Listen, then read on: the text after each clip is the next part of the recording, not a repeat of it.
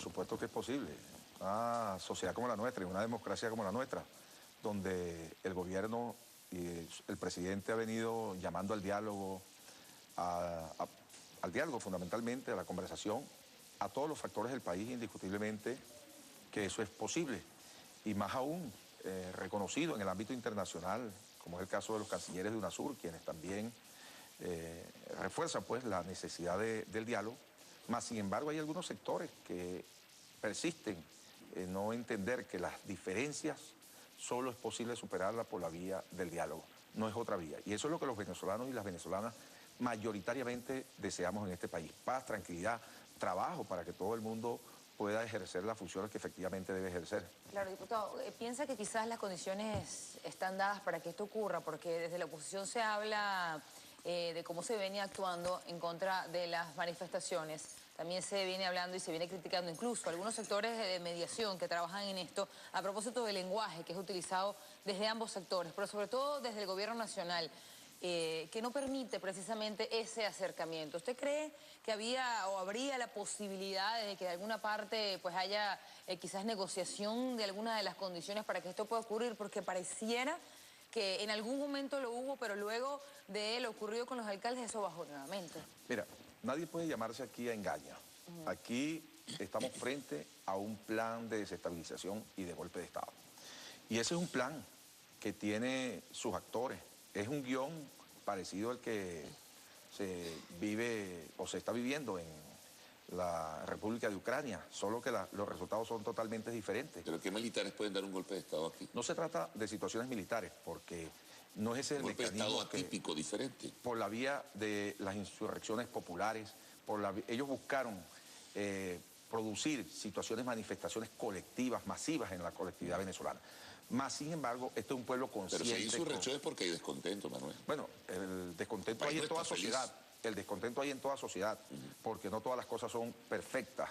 Pero está un gobierno, está unas instituciones, está un presidente en pleno ejercicio de sus funciones, apegado a una constitución nacional. Y no es precisamente el gobierno quien se le puede señalar de que tiene un lenguaje que no permite el diálogo. Son sectores perfectamente identificados quienes han rechazado el diálogo y han buscado el camino de la violencia. Aquí el 2 de enero, en esa rueda de prensa que dio el dirigente de Voluntad Popular, Leopoldo López, ahí perfectamente se puede evidenciar en las grabaciones, donde él llama a las manifestaciones y que se hagan no por la vía pacífica, sino por la vía violenta. Esos son elementos, pruebas convincentes. ¿Tú crees que tiene tanta influencia en el colectivo Leopoldo López como para convocar movilizaciones masivas? Bueno, hay un sector de la sociedad... Hay un movimiento estudiantil también, ¿no? Comenzaron primeramente con la situación del movimiento estudiantil. Después, posteriormente, ese sector de la oposición que no toma causa en el llamado de Leopoldo López se ha venido progresivamente separando de esa situación, y el pueblo venezolano fundamentalmente no acudió a ese llamado que hizo dicho dirigente, pero quiero señalar que no es verdad de que el gobierno es el causante del no diálogo. Quienes han venido rechazando el diálogo es precisamente los sectores de la oposición, sectores radicales. Ahí están las conferencias de paz efectuadas por el gobierno nacional, convocadas por el propio presidente, empresarios, intelectuales, trabajadores del campo, trabajadores de la ciudad, trabajadores petroleros, con todo el mundo. Bueno, y hay sectores que no han querido aceptar lo que tiene que ver las conferencias de paz, el diálogo. Entonces, ¿quién es el responsable de esta situación? Ahora, hay focos.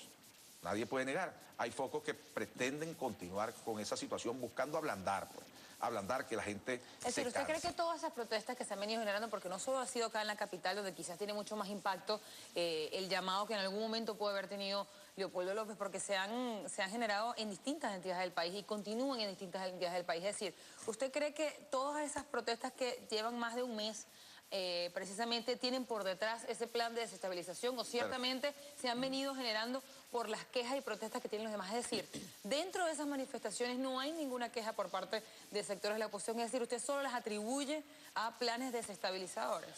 Nadie puede negar que efectivamente Venezuela tiene dificultades, pero sin embargo hay un plan perfectamente identificado, un plan de golpe de Estado. Cuando vemos que lo que señalan es la salida del presidente Maduro, que desconociendo la propia Constitución Nacional, La Constitución Nacional tiene los mecanismos para solicitar lo que es la salida de cualquier funcionario o funcionaria de elección popular. Vencido la mitad del periodo, se puede convocar por la vía de la recolección de firmas y la autorización del Consejo Nacional Electoral, lo que son los referéndum revocatorios. Bueno, el presidente ni siquiera tiene un año. Y ya están convocando y están planteando que la salida es la salida, y valga la redundancia, de Nicolás Maduro. ¿Qué es eso? El desconocimiento de la institucionalidad. Esa consigna tiene impacto, el desconocimiento a la Constitución Nacional. Eso no es democrático. Ahora, que en Venezuela comenzaron algunas protestas, pero tampoco es cierto que hoy tienen la misma intensidad. Se han venido progresivamente apagando. En el oriente del país son muy escasas las protestas, como en el occidente y en otras partes. De modo que, ¿quiénes quedan? El foquismo, esos que están comprometidos con el desconocimiento de la institucionalidad democrática en nuestro país. Ahora, todos somos amantes de la paz.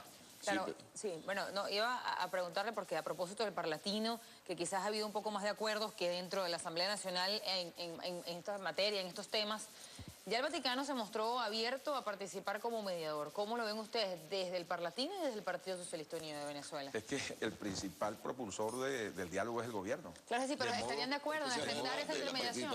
Y el presidente lo ha señalado, que le parece positivo lo que es la intermediación de la Iglesia Católica. Pero no ha sido como voz oficial tan preciso o tan precisa esa respuesta, ¿no? El gobierno ha sido claro y el presidente Nicolás Maduro ha sido muy contundente en eso.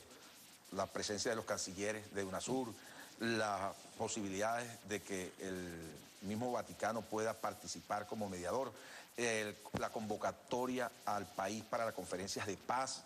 Es más, anoche señalaba la realización en el Estado Miranda para las conferencias de paz y convocaba a todos los factores. Ahora, ¿de qué sirvió lo de UNASUR, Manuel? Porque lo de UNASUR, ¿de qué sirvió? ¿De un documento, una exhortación? Bueno, ahí está reconocido por la propia oposición, que ha sido positiva. Lograron reunirse con los estudiantes, con los miembros de la MUD.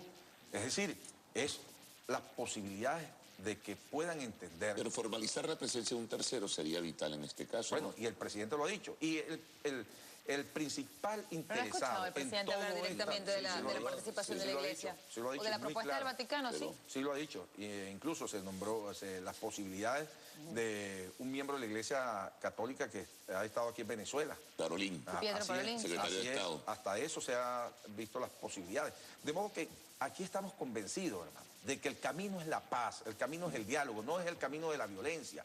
Esos que están hoy trancando vías, que impiden que nuestros hijos, sus hijos, los vecinos de ellos, sus familiares no puedan acudir a los puestos de trabajo, no puedan acudir a clase, que impidan la continuidad de todo lo que tiene que ver con la actividad normal en esta sociedad. Esos son enemigos de la paz y de la tranquilidad de los venezolanos y las venezolanas. Esa no es la cultura de nosotros los venezolanos, el mecanismo de violencia. Eso no es ese mecanismo. Así que el gobierno ha sido factor fundamental en llamar a la paz y a la tranquilidad. ¿Quiénes se niegan? Bueno, quienes están comprometidos con un golpe de Estado. Y está perfectamente claro todo el procedimiento que han venido dando. Ahora, tú ves que pero detenciones, sucesos como lo ocurrido con la diputada María Corina Machado ayudan a lograr ese diálogo. La violencia no está plasmada en términos constitucionales. Y quienes trancan una vía, quienes colocan guayas para asesinar a sus compatriotas, quienes disparan a la cabeza de personas que están protestando. Por cierto, un estudiante ayer en Margarita, habría que ver quién disparó. Sí, claro. No es que de inmediatamente se señala el gobierno, habría que ver, porque hay también ya investigaciones que señalan que hay gente de sectores de la oposición quien también tiene responsabilidades en algunos hechos de esa naturaleza.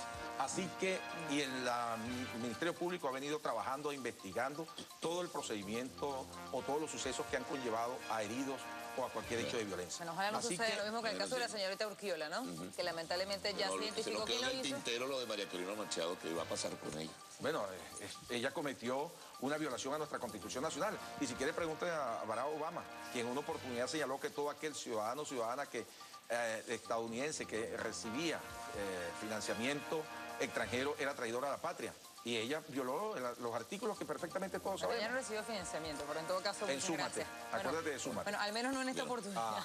Muchísimas gracias por acompañarnos. Tenemos que hacer la pausa. Antes, Sara Coelho.